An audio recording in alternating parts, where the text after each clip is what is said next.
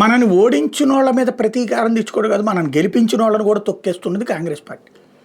కాంగ్రెస్ పార్టీకి 2004లో 2009లో అధికారం ఇచ్చింది ఆంధ్రప్రదేశ్, ఉమ్మడి ఆంధ్రప్రదేశ్. కానీ నెక్స్ట్ ట్రిప్ గెలిపిస్తారో లేదో అని చెప్పేసి ముక్కలు చేసేస్తే ఒక ప్రాంతం అన్న మనకు ఓటేస్తారని ఆంధ్ర తెలంగాణ కింద విడదీసేసి, దానికోసం రెండు ప్రాంతాలు గొడవలు చేసిన వాళ్ళు ఎవరు, రెచ్చగొట్టిన వాళ్ళు ఎవరు? కాంగ్రెసే. అదే విచిత్రమైనటువంటి ధోరణి. ఇది ఎందుకు చెప్పాల్సి వస్తుందంటే హిందీ బెల్ట్లో క్రమంగా కాంగ్రెస్ పట్టు కోల్పోయింది. దాంతో ఇప్పుడు భాషా గొడవల్ని సృష్టిస్తోంది. ఇప్పుడు భాష గొడవలు జరుగుతున్నటువంటి కర్ణాటక ఎవరిది? కాంగ్రెస్ పాలిత రాష్ట్రమే కదా. కన్నడే కావాలంటుంది. మరి హిందీ నాయకులు ఎందుకు అక్కడ ఉన్న ముఖ్యమంత్రి వెళ్ళి రోజు కలిసి వస్తాడు? అలాగే ఐఎన్డీఏ భాగస్వామి పక్షం అయినటువంటి స్టాలిన్ తమిళం మాత్రమే ఉండాలి, హిందీ వద్దు అంటాడు, హిందీ వ్యతిరేకం చేస్తాడు.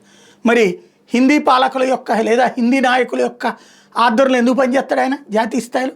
అంటే ప్రజలకు చెప్పేది ఒకటి, వీళ్ళు చేసేది ఒకటి. విభజించు పాలించు అనే బ్రిటిష్ వాడి రాజ్యాన్ని ఇప్పుడు మనకు అబ్జర్వ్ చేస్తే కాంగ్రెస్ ఉన్నది 3 చోట్ల రోలింగ్. తెలంగాణ, కర్ణాటక ఎక్కడో రకమైన వివాదాలు సృష్టిస్తుంటుంది. హిమాచల్ ప్రదేశ్ అక్కడ పెద్ద ప్రాబ్లం కాదు, అక్కడ ఉన్నటువంటి లాంగ్వేజ్ డిఫరెంట్.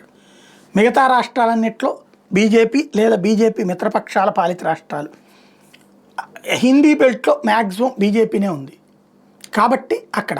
అట్లాగే ఐఎన్డీఏ కూటమి బెంగాల్లో బెంగాలీ గొడవను సృష్టిస్తుంది, మహారాష్ట్రలో మరాఠీ గొడవను సృష్టిస్తుంది. అంటే కులం పేరుతో ప్రాంతం పేరుతో బీసీ గొడవని ఇంకో పక్కన సృష్టిస్తారు. ప్రజలని మొక్కలు చెక్కలు చేయాలి హిందువులు అనే రూట్లో సాగుతోంది.